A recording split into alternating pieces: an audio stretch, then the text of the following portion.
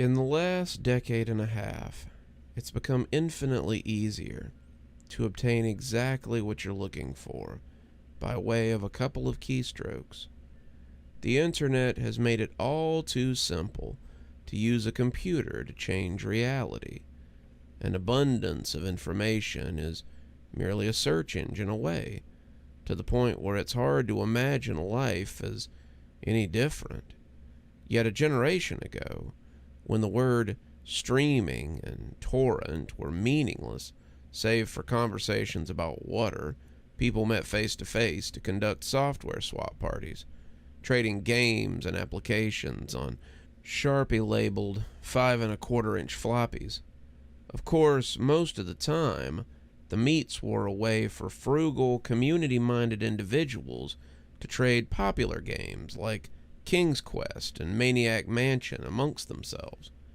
However, a few early programming talents designed their own computer games to share amongst their circle of acquaintances, who in turn would pass them on, until, if fun and well-designed enough, an independently developed game had its place in the collection of aficionados across the country.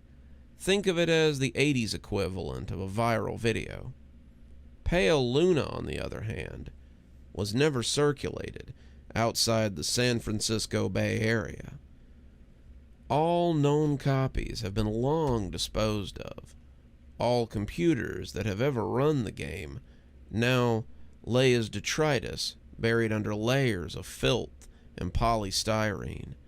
This fact is attributed to a number of rather abstruse design choices made in the programming. Pale Luna was a text adventure in the vein of Zork or The Lurking Horror. At a time when said genre was swiftly going out of fashion, upon booting up the program, the player was presented with an almost completely blank screen. Except for the text, you're in a dark room. Moonlight shines through the window. There's gold in the corner, along with a shovel and a rope.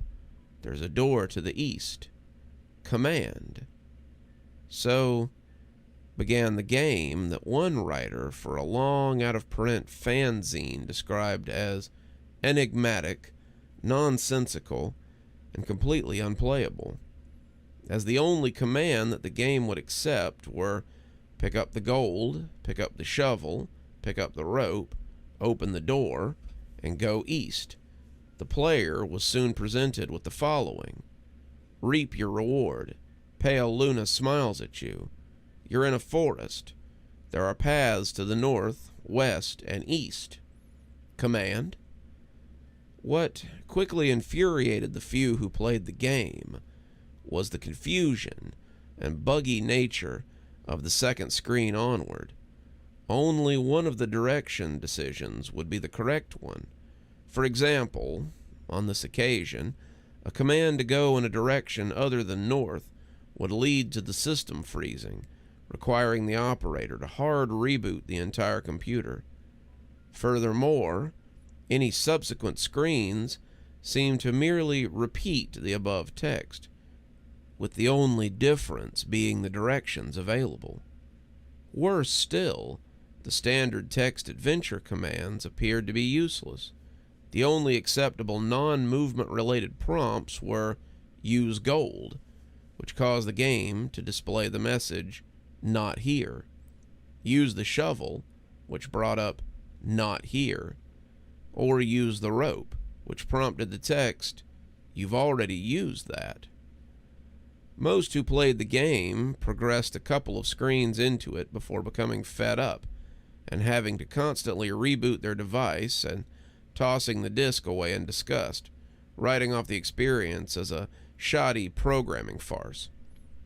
However, there is one thing about the world of computers that remains true. No matter the era, some people who use them have too much time on their hands. A young man by the name of Michael Nevins decided to see if there was more to Pale Luna than met the eye. 5 hours and 33 screens worth of trial and error and unplugging computer cords later, he finally managed to make the game display different texts. The text in the new area read, "Pale Luna smiles wide. There are no paths. Pale Luna smiles wide.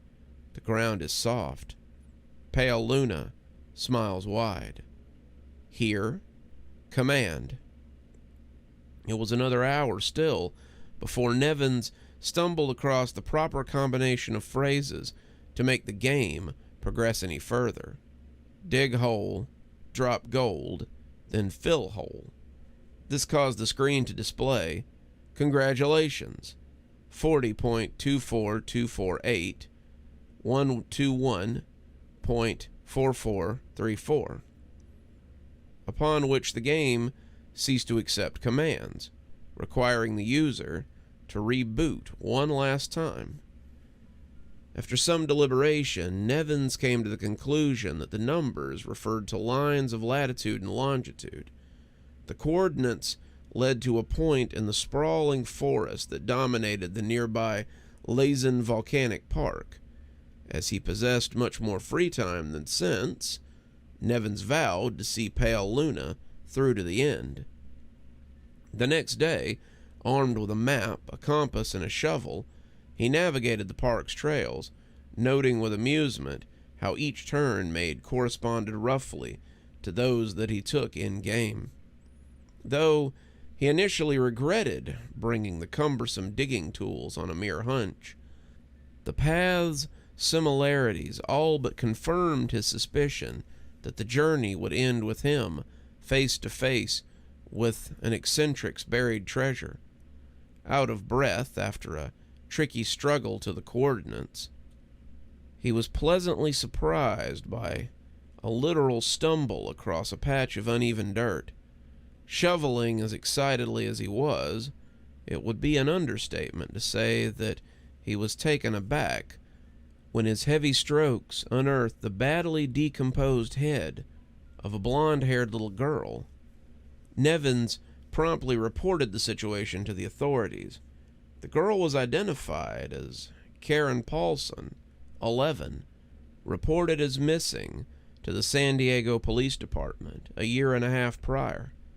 Efforts were made to track down the programmer of Pale Luna, but the nearly anonymous legal gray area in which the software swap community operated inescapably led to many dead ends. Collectors have been known to offer an upwards of 6 figures for an authentic copy of the game. The rest of Karen's body was never found.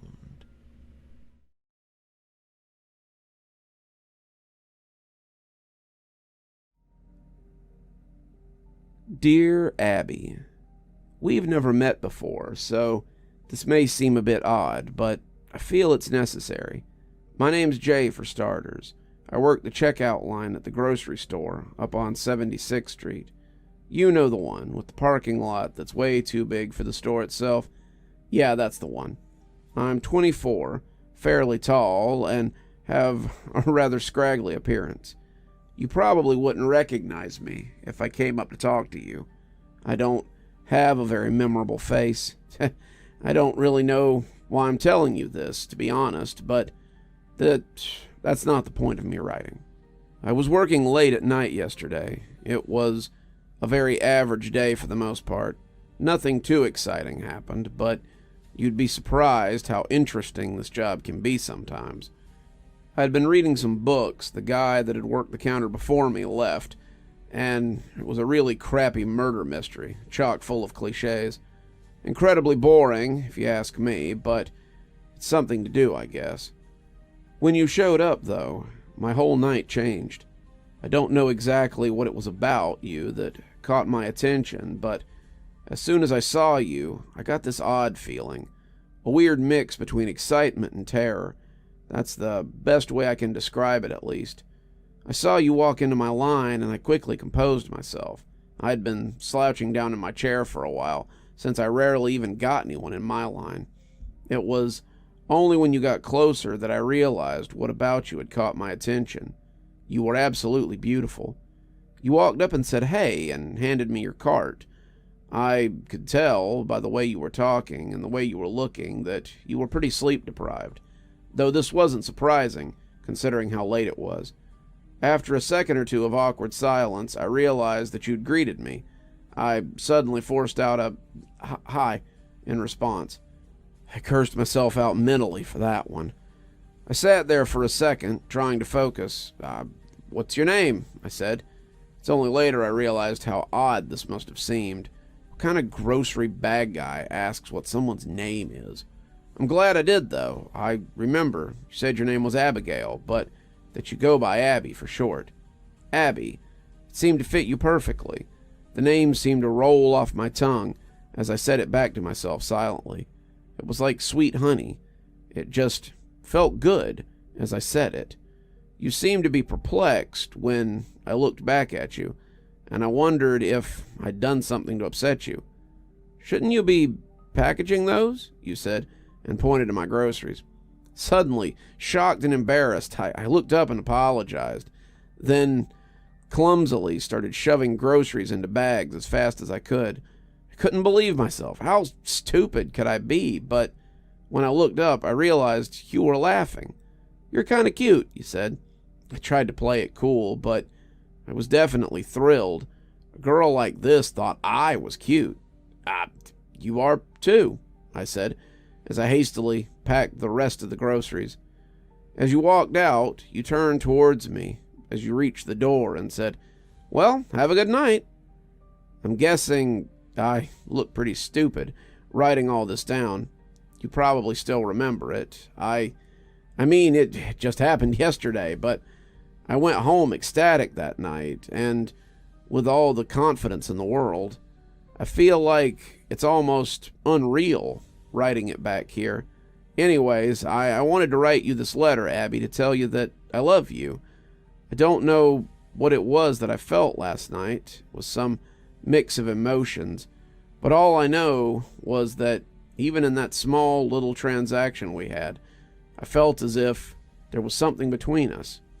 Please write me back soon. Sincerely, Jay. Dear Abby, it's been a week since I sent my last letter and I still haven't gotten a response, but that doesn't matter. How have you been? My life's been just as normal as usual. Get up, go to work, go to bed. I live in a pretty shitty apartment, but I guess that's what you get when you work as a grocery store bagger. I've thought about you a lot lately, and sometimes I wonder if you remember me. I saw you again today at work. This time it was at a more reasonable hour, thankfully. I didn't want to bother you to see if you would approach me on your own. You came to my line again, which made me absolutely thrilled. This time I was less nervous. I was going to act normal, no matter what you did or said. I wasn't going to let a girl like you slip through my fingers. As you walked up, you muttered something that was too quiet for me to make out, and waited at the end of the counter for me to finish packing your groceries. This, obviously, wasn't what I was expecting, but it wasn't all bad.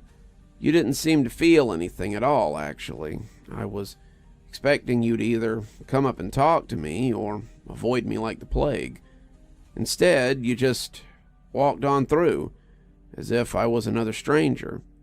This makes me wonder if you got my last letter. You should check your mailbox more often. There was one moment where I felt something, though. I looked over briefly to see what you were doing, and at the same time, you seemed to look up at me to see how far along I was. Right then, our eyes locked. It was only for a second or two, but in those 2 seconds, I saw so much more in you than I had the last time. I felt as if I'd known you for years, but I knew all of your intricate feelings and emotions. Did you feel anything like that with me?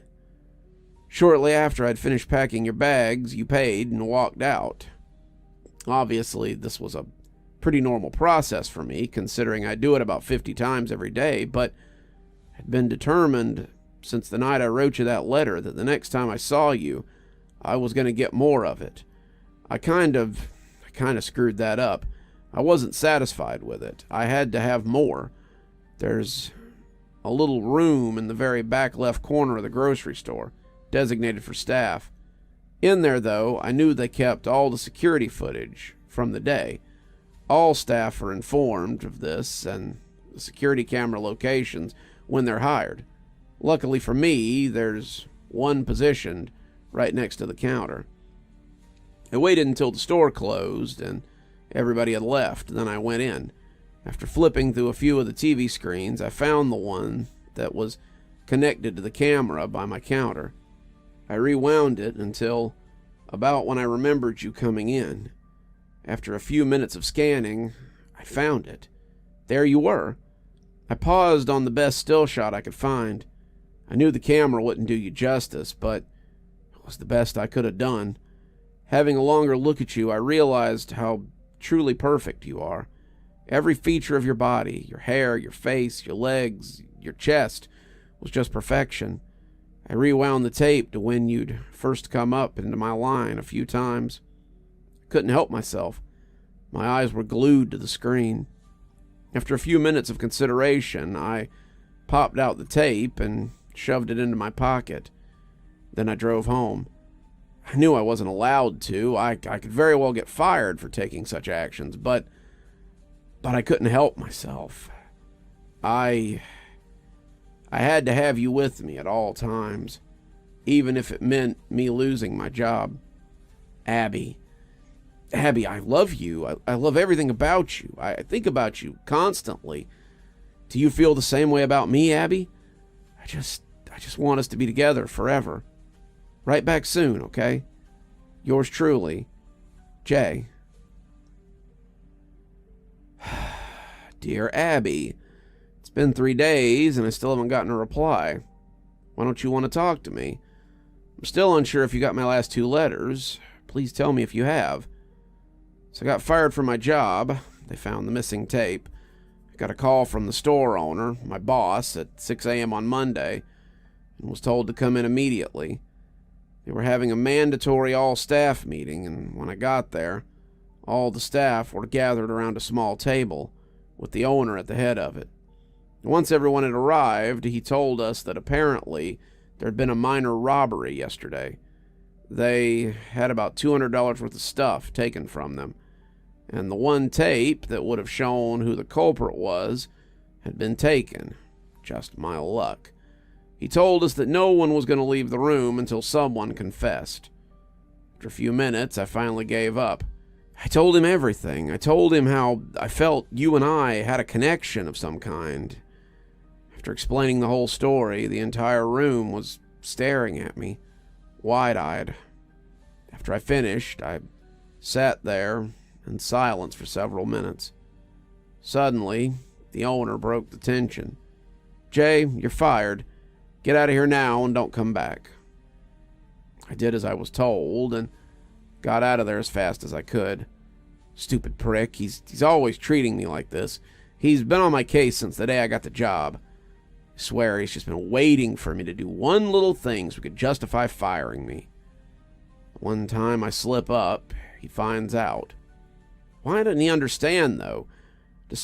Doesn't he get it? You and I are meant to be with each other. Any rational man could have understood. Anyone put in my situation would have done the same, right? I've been searching you up a lot lately. With no job, I have all the time in the world to spend learning about you. Do you know how much you can find out about someone with a first name and a town of residency? I found out your last name's Marriott. What a beautiful name. Abby Marriott. I can't help but say it aloud whenever I think about you. I also found out you're 24, and you only live a mile away from me. I drove down to your apartment complex today. It looks pretty nice, a lot nicer than where I live. I asked to see you multiple times, but I was told that you weren't there every time. I felt more and more discouraged each time, but I was determined to see you again. After a few hours of asking, I decided to stay back in the parking lot for a while, waiting for you to come back. And after many hours of waiting, you did. It was late at night, around 10, I think. I saw you pull up in your car and get out. I felt a sudden rush of warmth at seeing your face again. I know I have the security tape to look at, but it doesn't compare to seeing you in real life. I made sure to record it for later when I was at home, this time with a much higher quality camera. I wanted to capture as much detail as possible. I didn't know the next time I would see you, and the security tape wasn't enough for me anymore. I asked the woman at the front desk multiple times what your room number was, but she refused to tell me. She thought I was some sort of creep. You see, these people don't understand us. They don't understand how we feel about each other. I ended up waiting in the parking lot a lot longer until someone came out. After talking with him for a bit, he told me what your apartment number was. He didn't want to talk at first, but I made him. You'd be surprised what you can make people tell you when you're holding a knife to their chest. Oh, don't worry. I didn't hurt him too bad, but we can't have someone interfering with us. Don't you agree, Abby? I'm sick of all these people trying to keep us apart. I ended up watching you from the parking lot for a while. Once I found out your room number and how the rooms in your complex were organized, it wasn't hard to locate you. You should be more careful about shutting your blinds, you know. I was easily able to watch you from the parking lot. I can't get you out of my mind. All I do is watch that video I took of you over and over again. Abby, I want to be with you forever. I want to wake up next to you in bed every morning. Can't wait until next time I see you again. Love, Jay. Dear Abby, I have some really exciting news, Abby. I'm moving in with you. Aren't you excited? We can spend every hour of every day together. It'll be perfect. Let me explain. My job paid just enough so I could rent and pay for food every week. Because of this, I had little to no money in savings, nowhere near enough to last a long time. When you take that money flow away, it doesn't take much time until you have nothing left. I was able to get by for a few days, but just today I got evicted. This could actually be better than it would originally had thought. I wouldn't be surprised if that guy that gave me your room number had been able to contact the police by now. This way they won't be able to find me, and we get to spend all the time in the world together. It's perfect, isn't it? I made sure to bring all my tapes and photos I've taken of you, though, and my camera, of course. You should really tell whoever's managing your apartment complex to get better staff. I was able to get by security easily. I went up to your room and knocked on the door, but I didn't get an answer, so I decided to get in by other means. After scanning the footage I took from last night over a few times, I noticed that you have a ventilation shaft in the corner of your room. Not surprising, considering how hot it can get in the summer here. I figured there had to be some kind of maintenance hatch that I could get in through. After a few minutes of looking around, I found a door at the end of your hall that seemed to be some kind of staff room, and lucky there was a way into the vents through there. I crawled through them until I got to your room. It was pretty cramped and hard to move around in, but I managed. When I got through, I felt a rush of success. I figured since the lights were out, I couldn't see you, that you weren't home, but I'm patient. I scanned every part of your room, trying to memorize all the intricate details. Your scent overwhelmed me as I sat there. I had caught it briefly during the 2 times I saw you at the store, but never that strong. It was mesmerizing. I couldn't quite put my finger on it, but it reminded me of something, almost like peaches. I sat there, hunched over for a few hours, though I've taught myself to be extremely patient. I can sit completely motionless for hours at a time, not moving a muscle. No one was going to notice me. Then you finally got home. I felt a wide smile on my face the second I heard the door open. And there you were, my love. Of course, you took no notice of my presence. The lights in your room seemed to be angled perfectly, so you couldn't see anything in the vent after the first few inches. I tried to contain my excitement, but I started breathing way too heavily. I tried to cover it as best I could, but it was hard. You suddenly looked right at my vent, and I went completely silent. After a few seconds, though, you seemed to lose interest. That made me smile. This was the perfect spot, it seemed. I could tell I had startled you, though. All throughout the night, you were turning over in your sleep to look at the vent. People seem to have a sense for when they're being watched. It can send them into complete panic. Don't try to fake it, Abby. I can tell when someone's awake and when someone's truly scared. When they're truly scared, sleep becomes impossible. Why are you so scared anyway? It's just me. Why would I scare you? You do love me, right? You know I love you. I'm looking forward to spending every day with you now, Abby. Write back if you can. Love, Jay. Dear Abby, I saw you wake up this morning. I didn't sleep a wink last night. You were too enthralling. I spent the whole night watching you. Couldn't help it. Anytime I tried to look away, my eyes seemed to be drawn back a few seconds later. You look even more amazing when you're asleep, you know. You'd be surprised how much you can learn from a person's personality by watching them sleep. I was tempted to get out of the vent and get a better view, but I resisted the urge. I couldn't have you figuring out I'm here. Not yet, at least. You seem to spend a lot of time in your bathroom in the morning. I assume you were taking a shower or putting on makeup. Why would you do that, Abby? Anything you could do to change the way you naturally look would only cover up your true beauty. Why would you want to do that? Don't you want the whole world to see what I see? You left not long after for work. At least, that's what I assumed. After careful consideration, I decided to leave the vent. I slid my hands through one of the slits and felt around for one of the bolts. The surface of the vent was very smooth, which made it easy to find what I was looking for. I grabbed onto one of them and twisted as hard as I could, and finally was able to pop it off. I did this with all the other bolts and finally removed the grating. First thing I did was go over to the bathroom.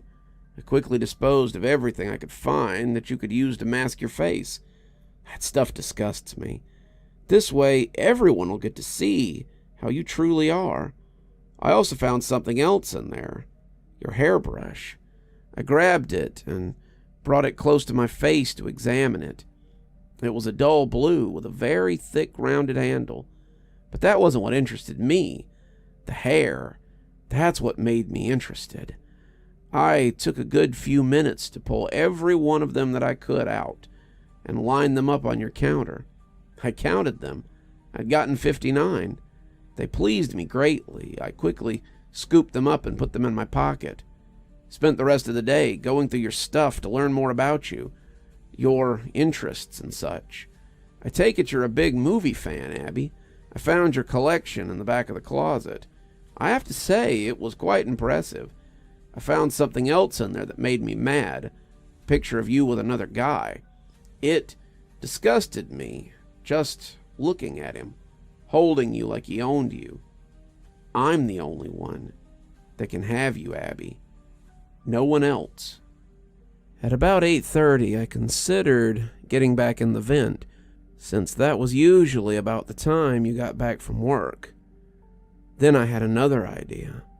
I looked at your bed. The blankets hung low enough to the floor that you couldn't see underneath the bed unless they were lifted up.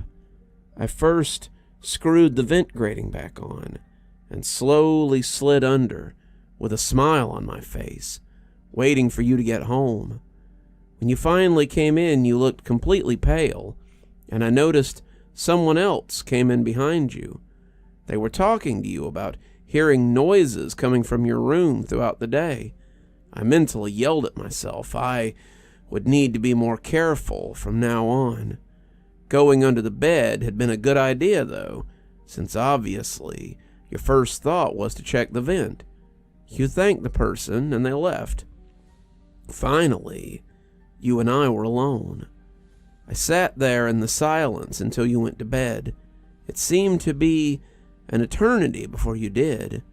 I wanted to get a closer look at you tonight, and this was my chance. You got in bed and turned off the light. I was cautious, though. I waited for hours to make sure you were asleep, and when I was sure that you were, I slowly slid out from under the bed, and I saw you there. You looked absolutely stunning. Every curve of your body was perfect. Every little detail was beautiful. I was in awe just looking at you. I reached out my hand and started to stroke your face. It was soft like silk. I felt myself becoming excited. Your beauty was just overwhelming. I'm not ashamed of what happened next, but I'll save the details from your delicate sensibilities. Suddenly you seemed to turn and started to wake up. Horrified, I quickly slid back under the bed, trying to be as quiet as possible. A few seconds later, I saw you get out of bed and look around. I could sense your fear, even without looking at you. You should feel calm with me, Abby. I'll protect you. No one will ever touch you but me. I'd kill someone for you, Abby. I made sure to pay attention today. You didn't bring in my letters from yesterday or any mail at all. You must have not checked your mailbox. I'm going to change that, though. I'm going to leave this one on your desk tomorrow. Oh, I forgot to mention, I'm making something special for you.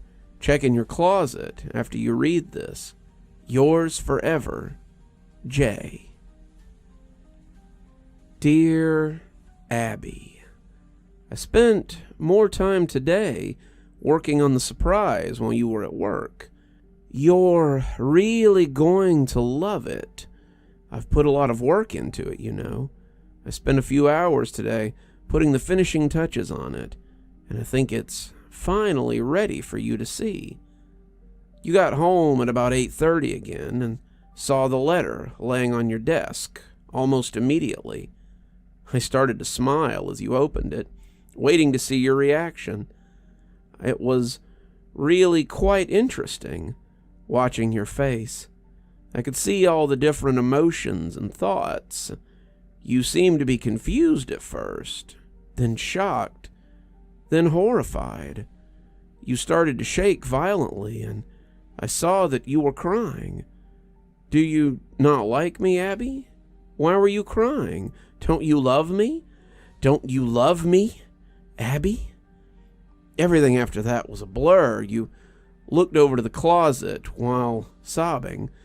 You seemed to be contemplating whether to open it or not. Instead, you ran past it and out the door. When you came back, you had all my letters in your hand and started going through them. At some point, you seemed to break down and curl up on the floor, tears still rolling down your face. I could tell you were desperately trying to say something, anything, but you were paralyzed with fear. After about 10 minutes, you took a look under the bed, in the vent, anywhere that I could be. You see, though, Abby, I'm smarter than that. I knew you'd look in those places. I found a better place after I finished your surprise. You'll never find me here. No one will. Isn't it great? I can watch you forever and ever, and there's nothing you or anyone else can do about it. You haven't found your surprise yet, though, Abby, and I could tell that you were still thinking about it. I saw you look over at the closet. I knew you wanted to open it, but at the same time, you were nervous. What was going to be in there? What would you find? This couldn't last forever, though. You and I both knew that. I watched you slowly walk over to the closet, fumbling with the handle, trying to get a firm grip on it. Suddenly, you flung the doors open and saw it. It was a scrapbook of me and you. I saw you flipping through the pages. You seemed to be shocked. Don't you like it, Abby?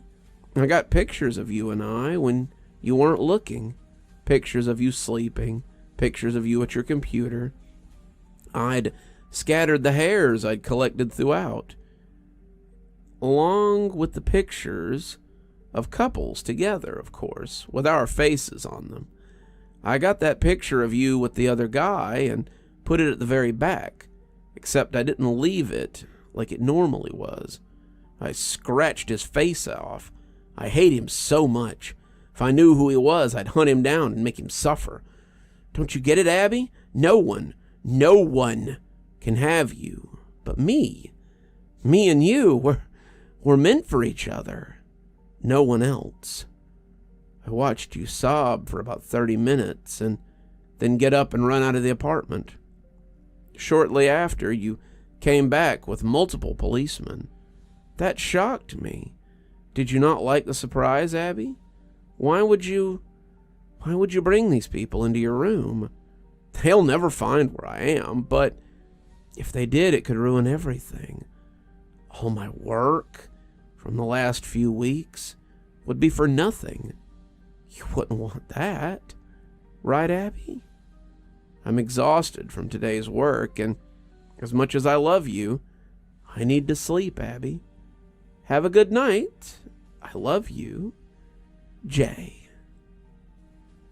Dear Abby, do you see? Do you see what you've done, Abby? Do you see what you've done? I woke up at 8 a.m. to see you frantically packing your bags. I was confused at first, but then I understood. You were leaving me. You don't love me. You don't love me. How could you do this to me, Abby? You were the only thing I wanted in life. I had nothing else to live for. But when I first met you, I saw a shimmer of hope. I thought that I'd finally have a reason to wake up in the morning and go on with my life. And you went and threw that away. How could you do this to me, Abby? A few seconds after you left your room, I got out of my hiding spot and followed behind you. I saw you throw your bags into the back and then get in your car and drive away. I wasn't going to let you get away, though, Abby. No, I would never let that happen. I ran as fast as I could to your car and smashed out the windows and dragged you out. Did you really think you could get away from me, Abby? I had to hit you over the head to knock you out. You were making too much noise.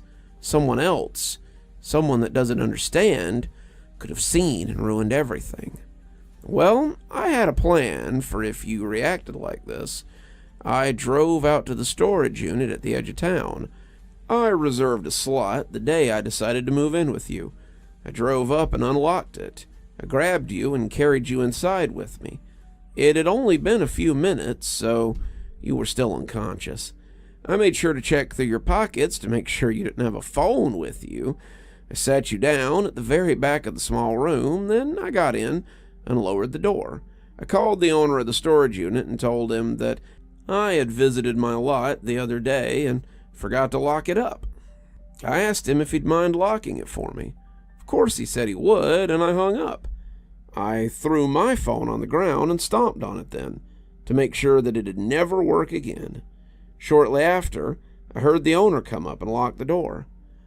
About an hour later, I saw you start to get up. I first heard a very faint grunt, and then I saw your legs start to move. Shortly after, you were fully awake. When you saw my face, you started to scream, which then subsided to a whine, then to a whimper. That's when you saw it. The one other thing in the room. My knife. It was obvious why it was there, and after a second or two of realization, you jumped up and grabbed it. I looked you dead in the eye and said, "Abby, I love you." Then I felt the searing pain of the knife being driven into my side. I felt it being pulled out and jabbed back in with great force. I could feel it go in each time like a fire burning a hole through my chest. I fell to the floor, laughing, while coughing up blood. I saw you back away, trembling, and sit back down in the corner. And now, as I sit here in a puddle of my own blood writing this, I wonder how you'll go out. Will you use the knife to take your own life? Will you let starvation get you? Either way, we'll be together in death, Abby. Together from the day I saw you till the day we both die, just like I wanted it. As you sit there, crying, I can tell you've come to the same realization. Abby, this is all I ever wanted. And for that, I have to say thank you. Love, Jay.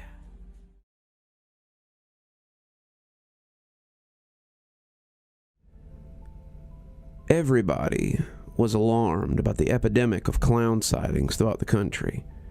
Everybody except Melody. The autumn of 2016 didn't bring forth a sinister strain of influenza, but brought forth a swarm of men in clown costumes who were around chasing and scaring people. Some stores actually ceased the sale of clown masks. Some schools had canceled after-school activities. Football teams were forced to practice inside the gymnasium. There was even a clown sighting on the local golf course in Melody's town in Lynn, Massachusetts. The clown emerged out of the Linwood reservations and onto the greens of Gannon Golf Course in Lynn, and proceeded to chase a party of silver-haired men in polo shirts with cigars in their mouths. How confused they were, for the clown was not wearing appropriate golf attire. It showed a mouthful of fangs, while its curly red hair bounced in abundance with its charge. The golfers dispersed in different directions, some diving into their golf carts, one making a vain attempt to fit himself inside the second hole, while another peed his trousers. Onlookers had reported this while watching from a safe distance. The clown's giggles traveled across the green as it ran back to the tree line of Linwoods. On the night of October 21st, 2016, Melody was strutting down the side of a dozy road in a lesser populated part of New England. She was cold. She didn't have any pants on, only black panties and translucent stockings that went up above the knee. The autumn night air was sowing goosebumps into her bare thighs, which jiggled ever so slightly while she walked, tapping the pavement with her high heels. Technically, she was wearing a skirt, but it acted more so as a shirt, barely falling down past her belly. The skirt was an extension to a black crop top that had silver buttons on it. Yes, Melody was out trying to attract a clown. The street lights, which were being cast down like the headlights of a Roswell UFO, made Melody's beige-colored skin seem tanner, and also accentuated the goosebumps on her bare shoulders. She kept looking over her shoulder, but all she could see was the rows of streetlights along the expanse of malnourished wood. Not even mosquitoes swarmed beneath every streetlight. Between the woods and the road, there ran one of those foot-high stone walls that New England is stitched up with. She kept looking into the woods, the short stone wall making her feel taller than she was, and she saw no organs in the skeletal trees. Her legs and feet ached. She was a long way from home, but she needed to see a clown. She needed a clown to see her. Something about the fear excited her. She wanted to see somebody that didn't belong where they were, and nobody seemed to belong on a desolate night, especially a clown, or especially her. She reached into her purse and retrieved a bicycle horn. She held it lackadaisically over her shoulder and honked it. The honk echoed down the street, with the night perverting its echo. She stopped honking the bicycle horn the instant she heard a twig breaking from the cavities of the tree line's smile. She gulped, the muscles in her throat working like a car brake. She came to a stop. She looked ahead. She was ready, but also nervous. She felt her chest undulating with the quickening of her breath. Another twig broke. Already she was wondering what color hair the clown would have, if it would be wearing makeup or a mask. Oh, she hoped it was a clown wearing white makeup. Her excitement deflated like a balloon. A dirty old farmer was creeping out of the tree line, stepping over the little stone wall with his double-barrel shotgun at his hip. The way his mouth concaved on itself suggested that he didn't have all of his teeth. He wore denim overalls over a beige and brown checkered shirt. The top of his head was bald and reflected the streetlights, but hedges of silver wool poofed up behind his ears. Melody batted her eyes while the little farmer crept out into the street. "I hear you, you damn dirty clown," the farmer sneered into the darkness on the side of the street. He hadn't seen Melody yet, but he certainly heard her bicycle horn. An important detail to note about the farmer was that he was smaller than Melody. Melody was in heels, and the farmer might have been around 5'2". She wasn't sure if it was safe to approach him because he had a gun, and he also appeared very disheveled. "Where are you?" he sneered, swiveling in place, his demeanor flattening when he saw Melody. Melody was not a clown. "Young lady, what are you doing out here?" "Oh, just walking," Melody said, looking like a damsel. "What are you doing, mister?" "I'm hunting these damn clowns," he sneered. Melody raised her brow. "Did you hear that clown horn? They were honking out here," he asked. "That was me." "What? What were you honking out here for?" Melody's body recoiled as giggles ran through it. "I'm trying to attract a clown," she rolled her eyes. "What are you trying to do that for?" The way that Melody paused should have been enough of an answer for the farmer, but Melody's damsel in distress facade was corrupted by a guilty expression. Still, the farmer wasn't connecting the dots. "And what are you dressed like that for, young lady? Don't you know it ain't awful warm tonight?" "I know, but no clown's gonna want a girl that doesn't slay." The farmer was frozen in confusion for a few seconds. "You got a thing for clowns, young lady?"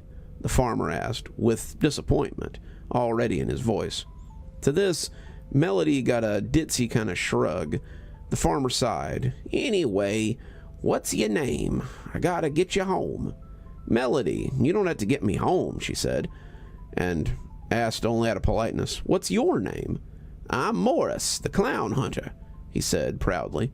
"Have you caught any yet?" Melody asked, to which the farmer shook his head.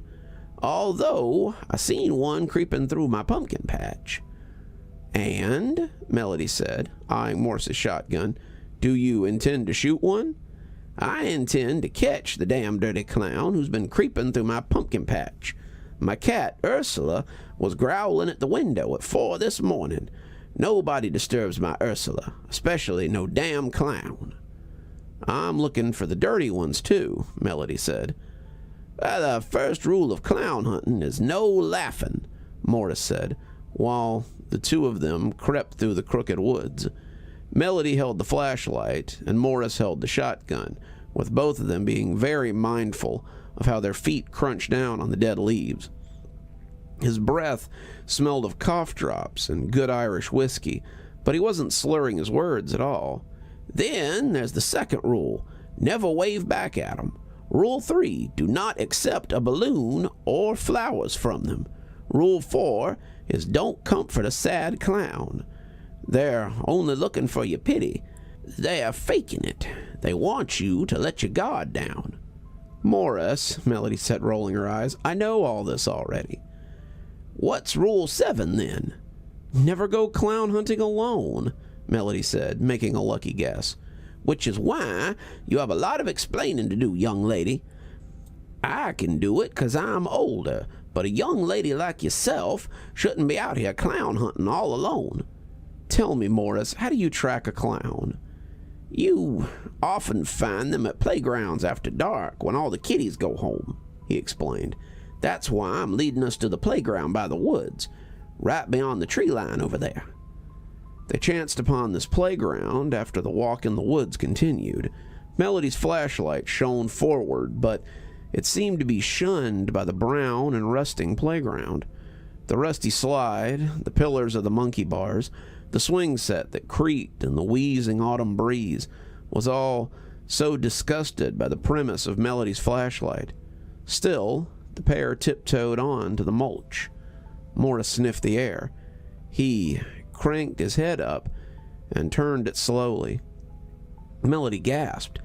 I should have thought of coming here. Morris ignored her and crept forward. He walked his shotgun, and his face cringed in the darkness because of how hard he was concentrating. He didn't notice Melody starting to swing on the pole that held up the swing set. She pole danced in the residue of the street lights that glowered over so weakly from the parking lot. She didn't care how cold the pole was on her bare thighs. She hooked her legs around it and twirled while the swings on the swing set creaked. Morris crept himself into a trance. His shotgun seemed to lose its power in his hand as he crept across the mulch towards the parking lot that had no clowns. He was unaware that Melody was dancing behind him. No clowns here, he muttered to himself. Morris found no clowns after walking the perimeter of the playground's parking lot. He even gave the mud surrounding the cement an eye the Greek fates would have envied, and still he found no clown tracks. Tired from dancing, Melody rejoined him, and the two continued on. Morris carried the gun, and Melody carried her ass. She was enunciating that part of her body while she walked, and Morris lacked any sort of ass himself. He was wearing those overalls anyway, so it didn't matter. They entered the woods again.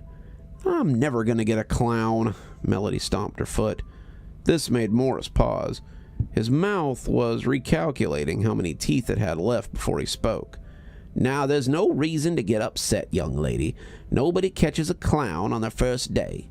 He smacked his lips and waddled over to his partner. She was grimacing. She was pouting the way that only celebrities can pout. She was so upset that she didn't flinch when the farmer put his sandpaper hand on her shoulder. It's all right, young lady. Those damn dirty clowns are sneaky bastards, you know. In fact, I think you're brave for even coming out. It's nice to see young folks interested in keeping the community safe. Morris was giving Melody a sincere expression. He wanted her to be okay, but she either didn't see his sympathetic look or she didn't care. She looked up at the ceiling of prickly branches as if the branches lied to her. She had shaved her legs for this. She felt let down, disappointed, betrayed, rejected by the clowns. Tell you what, Morris stammered, you and I, we're going to catch ourselves one of those clowns. Melody was too agitated to acknowledge him. She had folded her arms and kept her gaze attentively on the branches above. I just want a clown. Her voice shook defeatedly. Morris wanted to say something to console her, but his tongue and lips were once again recalculating how many teeth he had left. All he could do was escort her through the barren woods. They cleared the skeleton of an old house, only finding cobwebs and rocking chairs that hadn't been sat in for hundreds of years.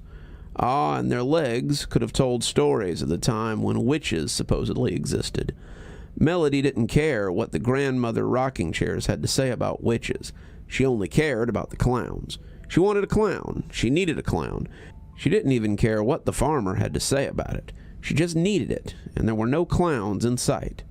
Slow down, little girl, Morris regretfully ordered. He put his hand on her shoulder again. There was defeat in her face and concern in his.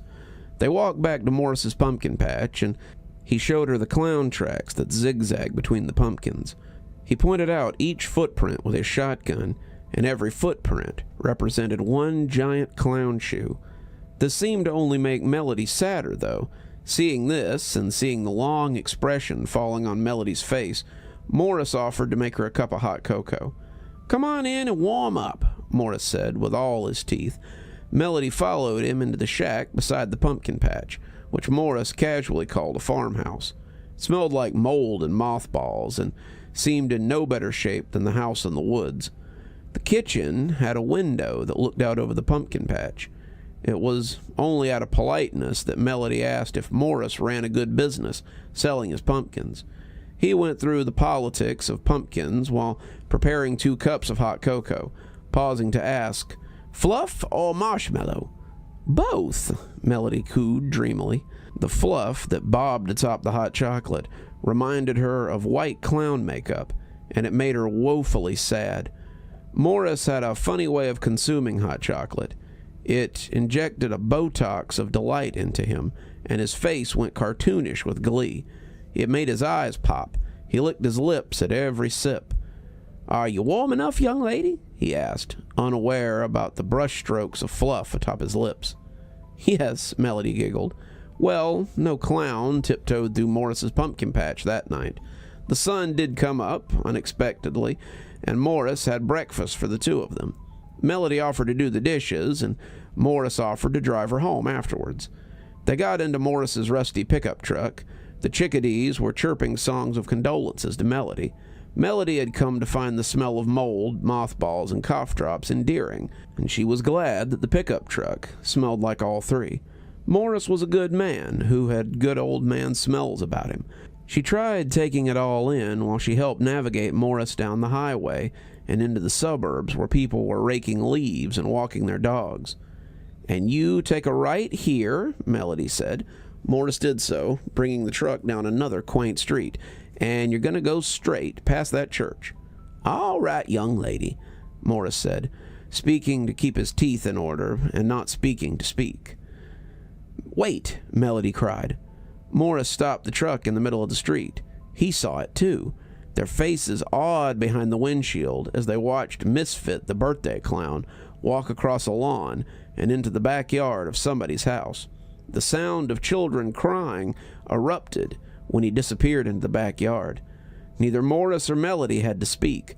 They unbuckled the truck's doors and burst open. Morris grabbed his double-barrel shotgun, and Melody ran her hands down her outfit, smoothing out any wrinkles.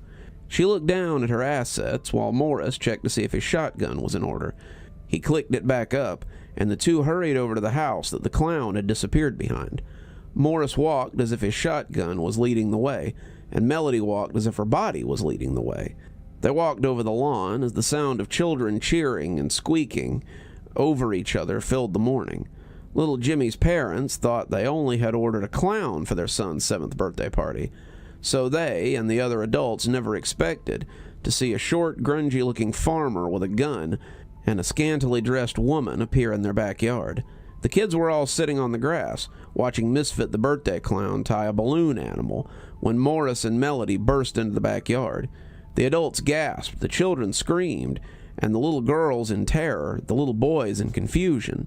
Tears had already started flowing when Morris pointed the shotgun right at Misfit the birthday clown. "Put 'em up, you damn dirty clown, or else I'll pop you like a balloon," Morris sneered. "Mr. Clown!" Melody threw her pleading voice into the air.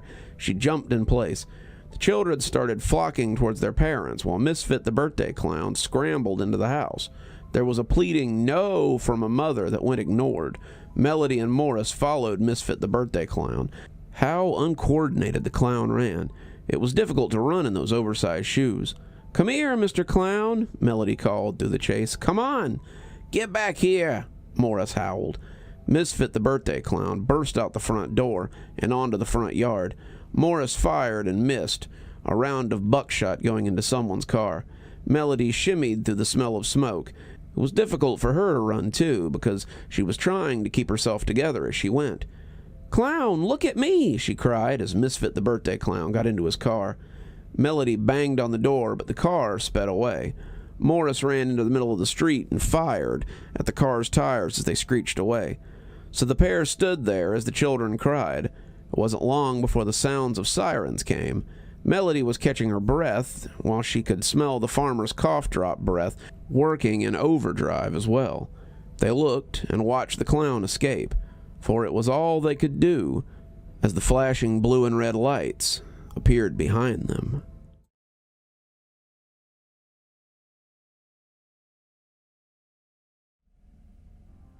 I was about 7 years old, and it was a dark, cold winter night.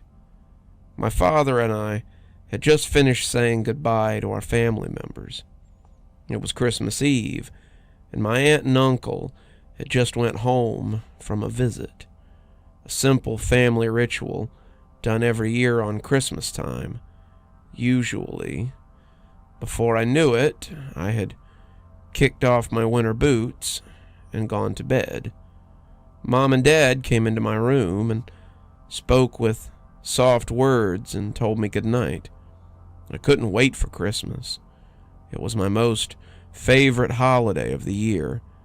The presents, the family dinner, everything just seemed so perfect when it's the holiday season.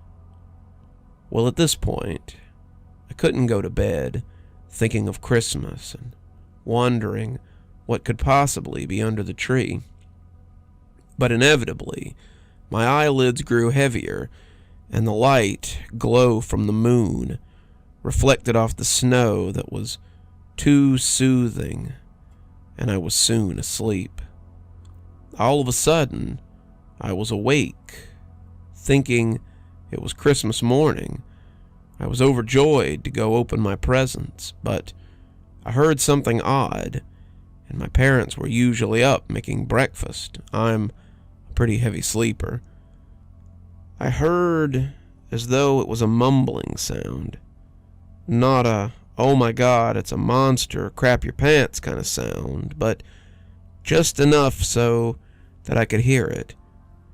Added on to the strange noise I also heard big thumping footsteps. We have wooden floors, so those of you who also do, you know what I'm talking about.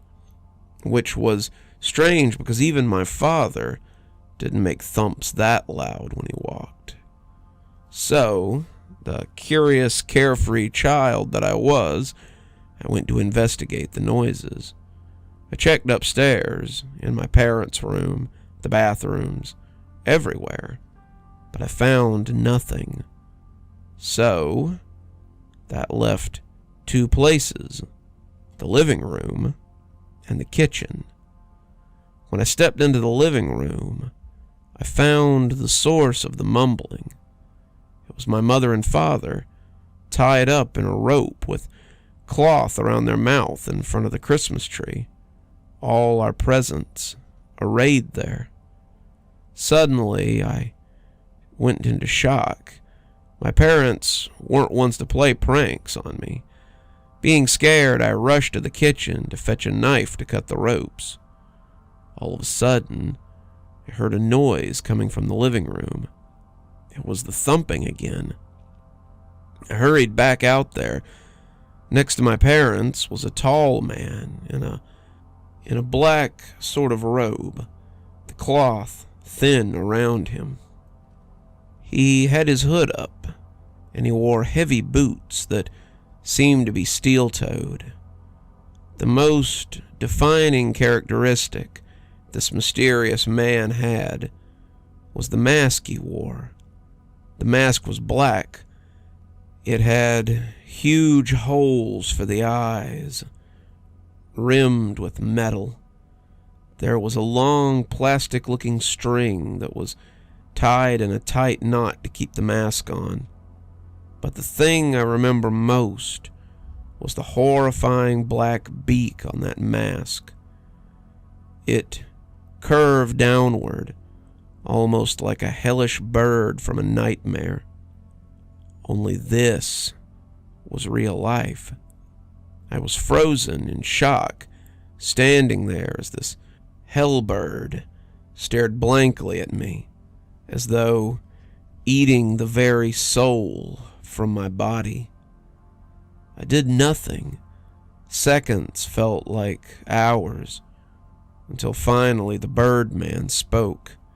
in a very light, formal, yet wisp-like voice, also revealing that he was a man, whether it really was a man or not.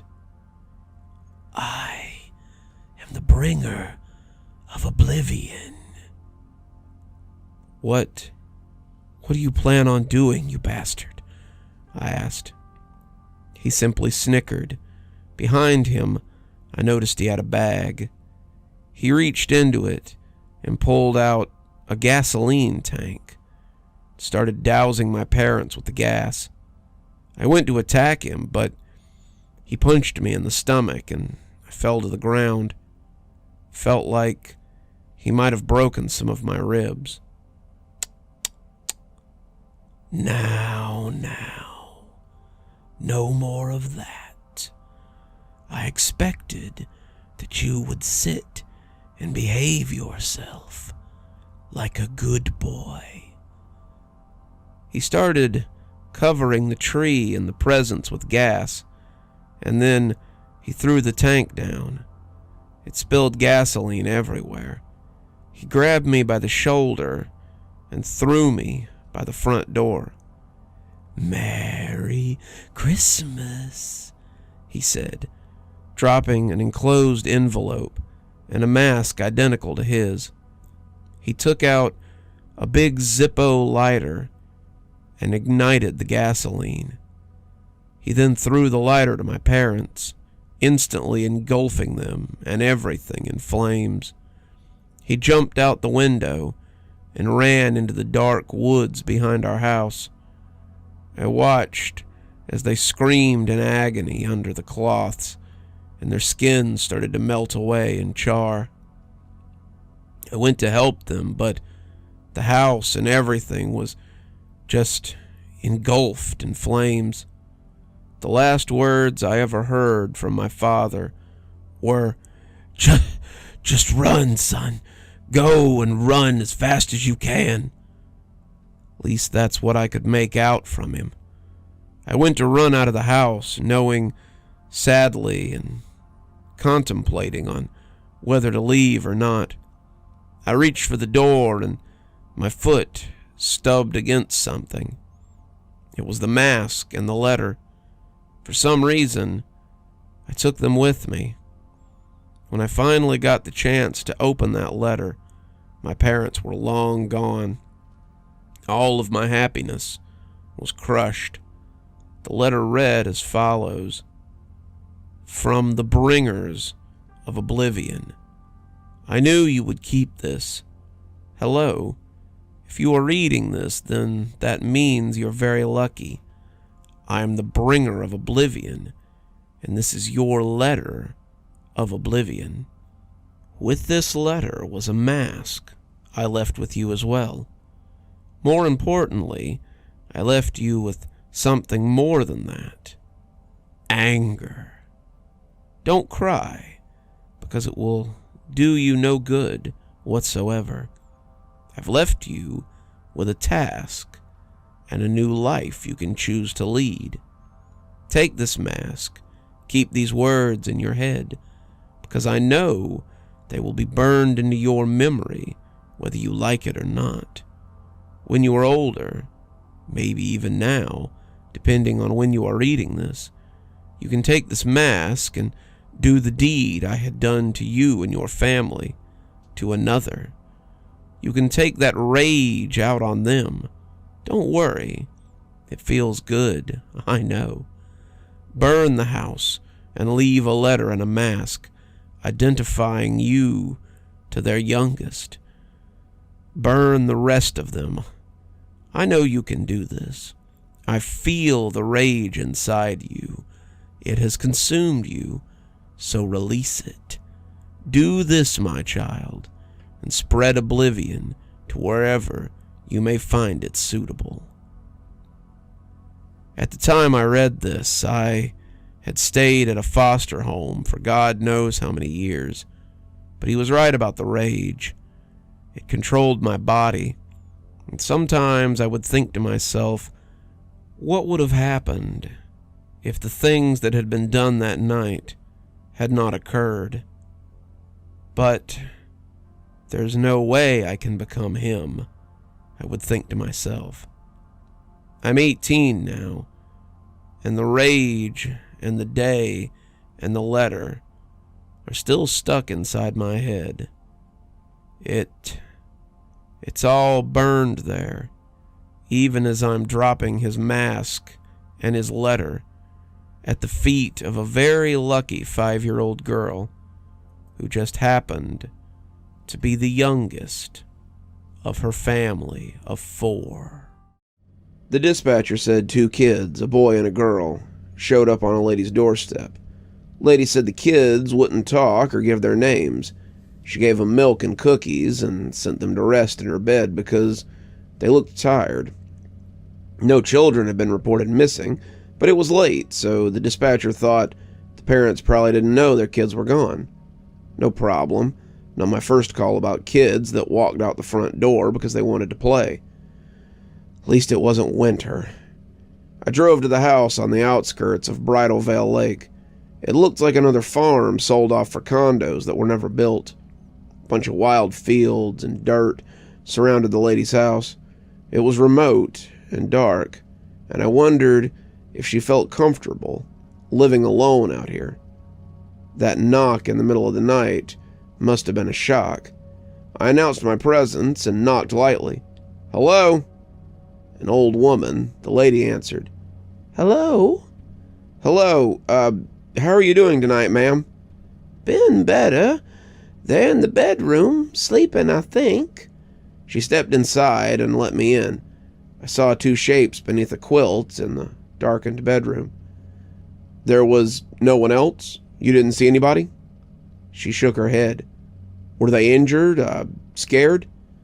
"No, just shy. Really shy." She nodded towards the kitchen, which I could see from where I stood, not being a big house. "They hardly ate." There were 2 neat piles of chocolate chip cookies beside full cups of milk. It all looked completely untouched. The sight made me antsy. She said they didn't eat much. They ate something, but not a crumb had fallen on the table. Nuh-uh, I have 3 kids of my own. I never saw them leave a cookie intact at all. Something really bad must have happened to those children. "Hey, kids," I said quietly from the doorway of the bedroom. I didn't want to startle them. "You awake?" No answer, but I had to check on them. There was only a lamp for the room, and it barely lit anything. 2 small shapes lay with their bodies and heads covered with the quilt, completely still. "I'm a policeman. I'm here to help you. You don't have to be scared." I waited, but still nothing. "I'm gonna pull off the blanket very slowly, just so you can see me, okay? Then you can put it right back if that makes you feel safe." Nothing. They didn't move a muscle. I prepared for the worst and pulled off the quilt. Their eyes were black, shiny, lifeless. Jesus! Because these were not living children, but full-size dolls, complete with clothes and realistic hair. Only the eyes and their plastic faces looked immediately fake. What the hell? I stomped out, admittedly pissed. The lady waited in her living room chair. "Is this a joke?" "Excuse me?" "Those aren't real kids. They're dolls," I said. She seemed confused. "I beg your pardon?" I took a breath and tried to calm myself. "Ma'am, are you on medication or—" "Jesus Christ, save us!" She got up and went to the bedroom. I shouldn't have let her see. The lady fainted at the foot of the bed. I called it in, and everybody had a good laugh about the dolls. Except for me. The lady had been prescribed blood thinners and a nasal spray for seasonal allergies. Unless she did other non-prescribed drugs, she had nothing hallucinogenic in her system. That meant she probably had a tumor or dementia or something. Gas leak could have also been a possibility. I mulled over those details while I escorted the ambulance to the hospital. She wasn't conscious for long, but didn't fight my suggestions to see a doctor. "Thank you," she said from the stretcher, squeezing my hand just before the paramedics wheeled her into the ER. I nodded. I didn't know what to say, but it was my job to help. I followed them in. Sometimes doctors want to ask questions. The cafeteria called to me. 4 more hours till the end of my shift. Coffee and a sandwich seemed prudent. I hardly touched them. The walkie crackled. There had been an assault at the hospital. Obviously, I responded. "Someone's been attacked," dispatch said. "The nurse that called wasn't very clear," and she hung up. I got up from the table about the same time a doctor descended the steps into the food court and shouted something incomprehensible. When he got close, I grabbed him by the shoulders. "She's dead. Gone. He killed her," the doctor said. It took a bit for me to understand. I'll summarize. The old lady I'd escorted to the hospital had been murdered by another patient. A young man suffering from unmedicated schizophrenia. He'd been brought into the ER after being hit by a car. "I thought he was sleeping," the doc had told me. He sat on the floor with his head in his hands. "Oh God, her head. He damn near cut her head off." Apparently, he walked down the hallway with it. Then he sat down and chatted with staff until the police arrived. I never left the food court, so I was spared the scene. Still messed me up. She thanked me. I'd sent her to her grisly death. A tragedy. That's what everyone, including my therapist, said, and I eventually agreed. I believed it. For years, I didn't think about those dolls unless someone brought them up. The old woman had been suffering some kind of delusion. No point in finding out what exactly. Probably wasn't even possible. Then, I got another call. "What? What did you just say?" The dispatcher didn't know about the kids and the dolls. That was half a decade ago at this point. "Can you hear me?" "Yes. North side. Gentleman says 2 kids showed up on his doorstep. No missing children reported tonight." "A boy and a girl? The kids?" I asked. "Yeah, how'd you know?" I didn't explain. "I'm on it, but send more constables, please." So many similarities to the previous tragedy. The time of year, the wrong side of midnight, the kids gaining entry to the home. Except that hadn't happened last time. They were dolls, I reminded myself. I would have to go to the house in the posh side of town and find actual kids there. Then I'd do my job and get them home. Fear against resolve, I gripped the steering wheel too tight and my fingers went numb. Big, dead hot dog fingers trembled when I got out of the cruiser in the huge driveway. No lights were on in the mansion at the top of the hill. I'd hoped the other constables would have arrived, but I was alone again. It took me a few minutes to calm down and not call dispatch for an ETA. As I approached, I could see the front door had been left slightly open. My flashlight revealed a big foyer, enough to fit a house. Since there hadn't been a crime reported, I felt confident to call out to the owner. "Hello?" An echo replied. The place really was that big. "Bridal Veil Lake PD, your front door's open, sir." I rang the doorbell and waited a bit, but nobody showed. I don't know why I didn't call dispatch or wait for another constable. The only reason I went in, I think, was because I had to know if history would repeat itself. "I'm coming in." The switches were dead. No power. The grand staircase wrapped the foyer in a broad embrace, and in the center, they were there, propped up beside a headless storyteller. At first I didn't understand, and I tried talking. "It's gonna be okay," I said to the headless man. He'd been posed with an oversized Grimm's fairy tale book between his thighs and arms. Before each of the black-eyed dolls, set up to appear as attentive children, a tall glass of milk and a bowl of chips had been placed and left untouched. I choked out a gasp, but it couldn't be. It couldn't be. How could the dolls be here? Attempts to draw my firearm and use my radio went about as well as you can imagine. The gun hit the marble floor, and I I communicated nothing of use to dispatch. Maybe that was good. I might have shot the other constables when they showed up. They found me on my knees and hysterical. I kept pointing at the dolls. They thought I meant the headless victim. "It's gonna be okay," one of them said, and it felt like I'd said it, or this constable had been cloned from my cells. Funny the place as a shattered mind wonders. "Okay?" I asked. "I don't remember much about that. I went to the hospital. They had to sedate me.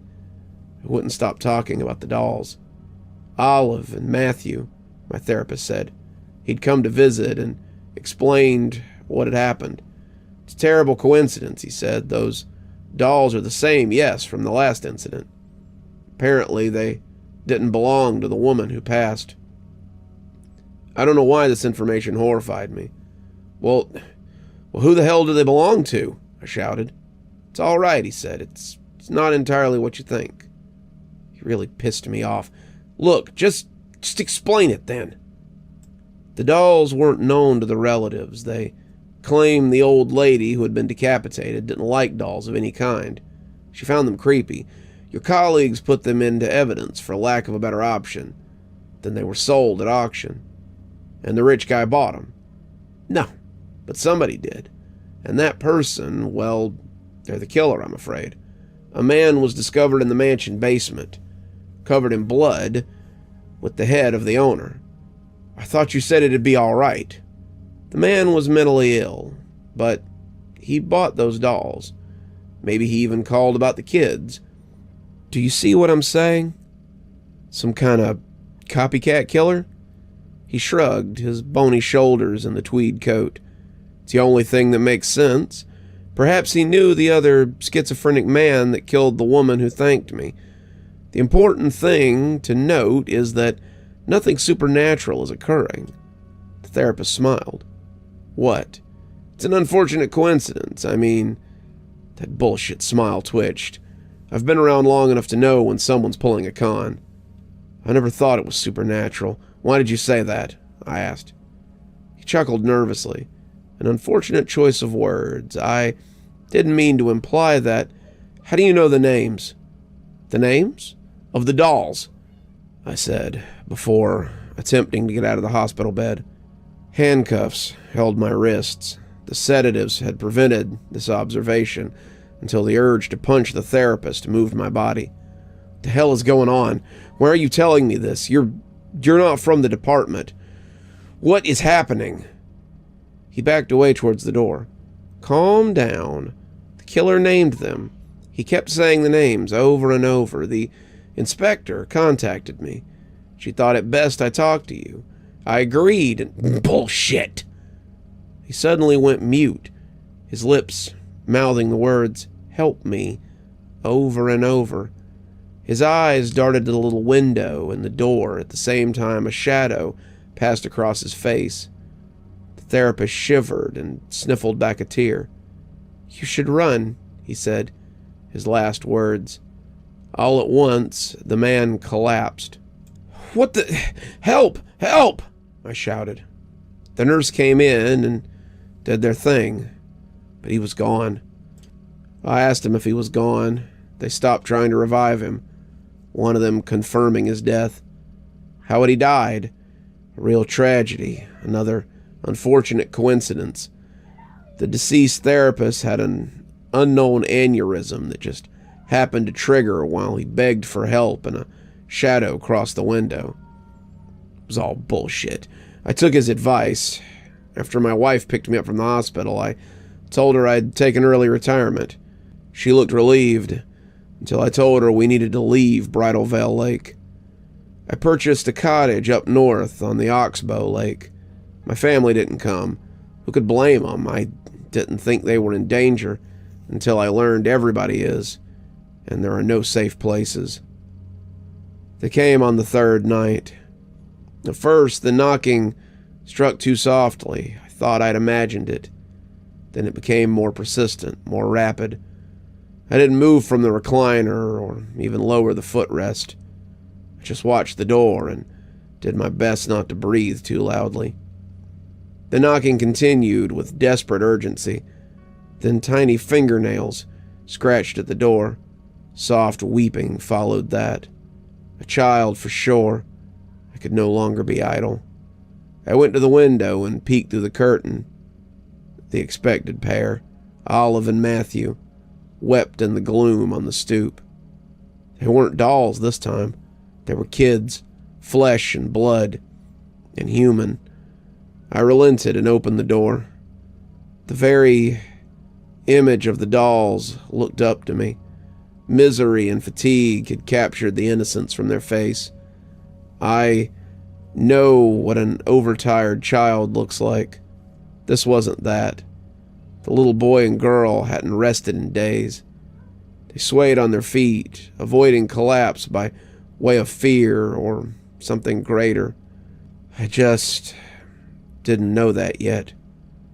I'm not crazy. I don't believe in ghosts or whatever this was supposed to be. I hadn't been drinking anything but pop, and there was no gas leak in the cottage or monoxide detectors would be going off. The kids were real, and they were scared. But so was I. I grabbed their arms and basically tossed them behind me and into the living room. It was dark on Oxbow Lake with a million places to hide. I shut the door and threw the bolt.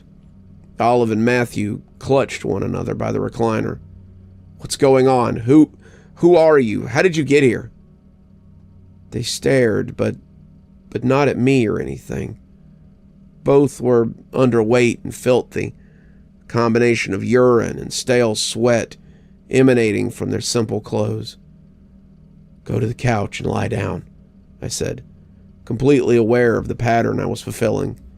I went to the kitchen and grabbed some apples and cheese. I set it down on the coffee table. "Eat," I said. Neither would look at the food. "Eat," I said louder. They had to eat. It felt crucial. If they ate, then they were real, because the food would be gone, and it seemed like tangible proof of our existence. Olive yawned. Matthew's expression contorted with scorn, while his bottom lip trembled. He seemed angry with her. She looked ashamed. Both started to cry again. "What the hell happened to you?" I dialed 911 and went through the process of summoning the police. The dispatcher thought I was crazy when I demanded a severe response. "You'll be lucky to see a constable within an hour, sir," she said. "You're so far away." I couldn't argue with that, but I tried anyway. "I'll be dead before that. Something isn't right." I told her about the dolls and my time with the BVLP. She listened intently because that's what she was trained to do. Talking was good. Talking meant life and focus off of whatever she might believe I could be capable of. The call hadn't gone well. In other words, I'd simply cast myself as crazy, a possibly dangerous suspect. I hung up. Maybe they'd get here fast because of the kids. Maybe I'd be beheaded long before a hope of rescue. The kids leaned into the cushions, closed their eyes, and immediately fell asleep. No bites had been taken of the food. I got my gun from the bedroom. When I returned, the dolls were beside them. All 4 kids could be mistaken for sleeping children. A tall, disheveled man stood by the peeled screen of the open door. Only his fingernails, bitten and jagged, caught the edge of the lamplight. Shadowed lips muttered gibberish at first, but then his words became clear.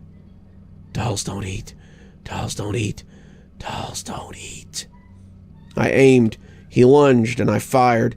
He staggered, but not before wrapping his large hand around the barrel of the gun.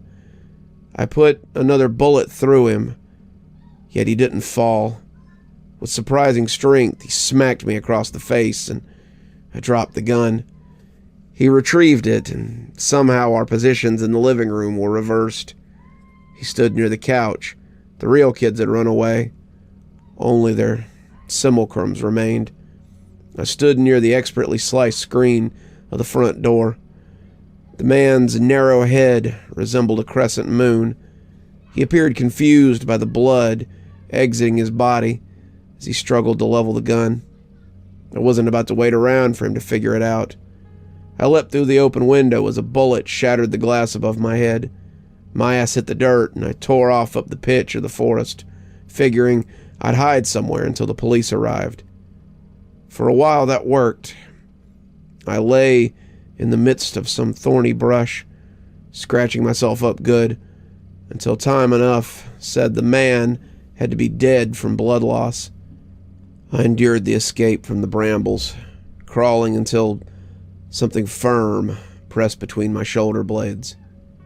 "There you are," said a voice, impossibly calm and smooth. "Don't move. I have you. The blade is sharp, and I've done this before." I did as he said and remained as still as my fear would allow. "Of course, you understand something about it now." When I remained silent, he ordered me to answer, punctuating the request with the tip of his knife. "You make them knock on the door in the night. They're supposed to be like dolls, and if they're not, then the kind caretakers have to die. Olive and Matthew must become the same as their dolls. Exactly the same." "Why?" The knife point penetrated slightly. "That's not for you to know. We're only here because of bad luck. You happened upon 2 instances of the training. They were so little that first time. They're older now, but they don't look it. We don't let them grow much." "You cut off that woman's head in the hospital," I accused. The knife pressure relaxed a little. "Perhaps I was wrong, and you don't get it." But then I did, and resumed tension forced me to reveal everything. "You didn't kill that woman. You didn't kill the rich guy. And you aren't going to kill me." The moon-faced guy had been a ringer for the murderer, just like the other 2. Where did he find so many mentally ill people to take the fall? He'd need access. He'd have to be a doctor of some kind. Or a therapist. "You're alive, so you didn't die in the hospital. No aneurysm. How's that possible? The nurses..." The therapist laughed. "Elementary, my dear Watson. I made up a story for the nurses. I told them you were dangerous and obsessed with me. I needed to cut contact with you, and, while certainly dramatic, they were all too willing to help out a colleague. You wanted me to go far away. I hoped you would, but never thought you'd be so dense as to choose yet another perfectly isolated location for me to work. You would have been much safer in your home." I was too scared to feel stupid. "Now, we're going back to see Olive and Matthew. My poor slave is likely dead, so it's my turn to cut, and that's fine. I'm out of practice, and there's no need to rush." "Why let the victims contact the police?" "The children have to see that no one can help them. They're mine. Makes it more fun, too." "But why the dolls? You're leaving a trail." He snickered. "Less than breadcrumbs. Only you've connected 2 of the scenes, and I've left dozens over the years. Granted, the last one was dramatic. I couldn't help myself. I wanted Olive and Matthew to see what happened to good people when they disappoint me." I thought of Olive's yawn, and how hungry they must always be. One of them ate. The knife pierced my skin, and I gasped and writhed. "Dolls don't eat. Now get up, into the house, and..." The distant thrum of an engine filled the otherwise perfect quiet of the night. Noise travels easily across the water, so we waited and listened. When it became clear that a vehicle was approaching, he drew in a sharp breath and exhaled slowly, calming himself. "Well, someone's coming. It happens." "You gonna kill me?" The pressure of the knife tip evaporated like the presence of the psychotic therapist. I leapt to my feet and threw a wild punch into the dark. Nothing but air swept over my knuckles. Coward. I won't keep quiet. I'm not afraid. I lied badly. I'll find you. I'll find those kids. You hear me? I'm coming. Olive, Matthew. He chuckled, already some indeterminable distance away. Good luck. Tell anyone you think will care or will believe you. Headlights bounced down the narrow dirt road. The front door of the cottage opened and filled with the therapist. I screamed and rushed him and realized my next mistake too late. The man wasn't the therapist, but an off-duty park warden, keenly aware of his surroundings and the clumsy charge of an old wounded cop. He flipped me with some kind of judo. I landed across the coffee table on the untouched food, facing the black-eyed dolls. A pair of cuffs came next. I ranted about the dolls and the therapist and the children, but to no avail.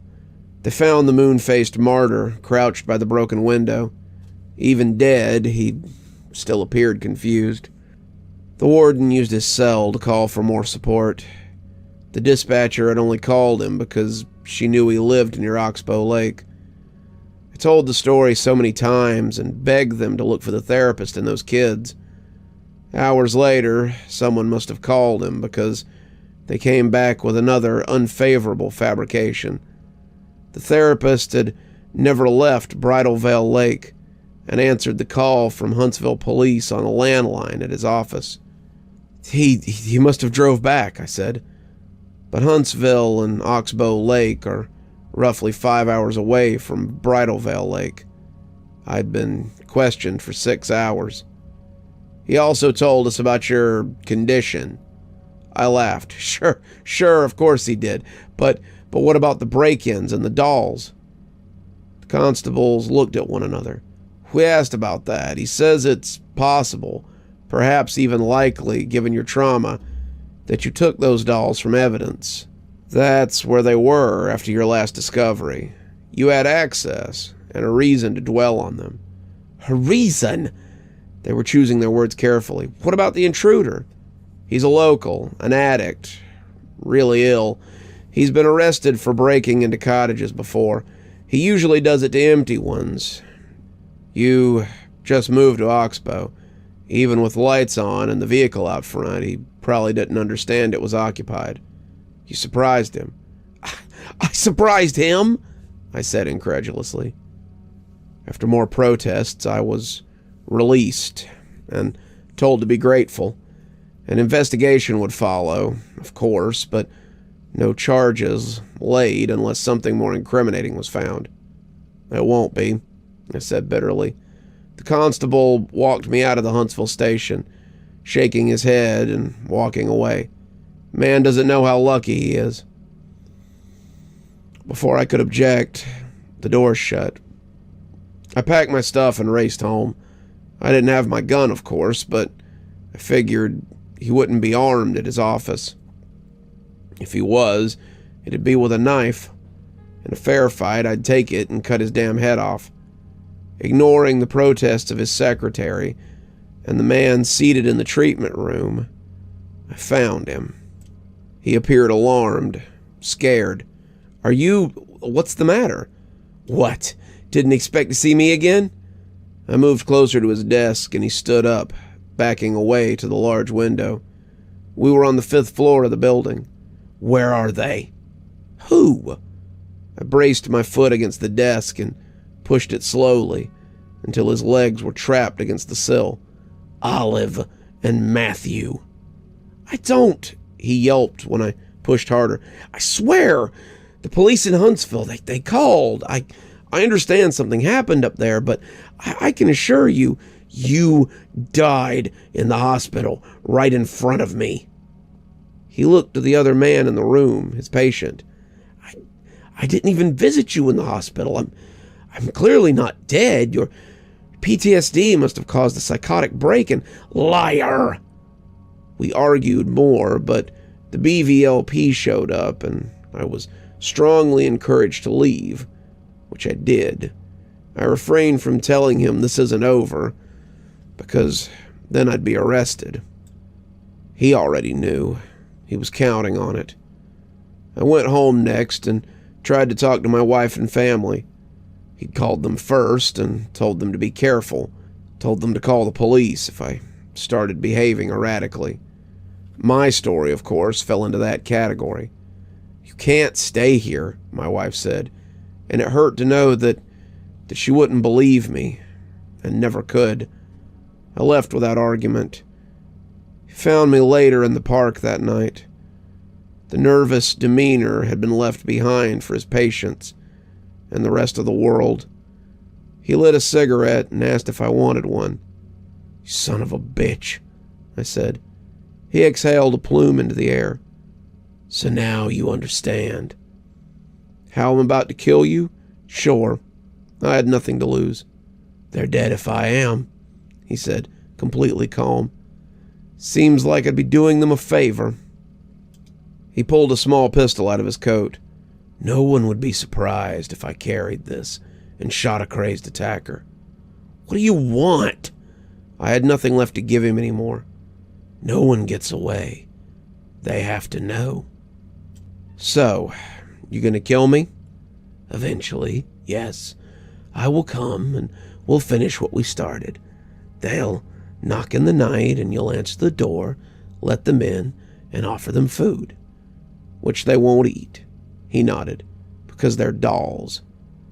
"If they're not by then it'll be over. I'll find others, but I think they'll do fine." "Tell me why you're doing this. I'm as good as dead anyway."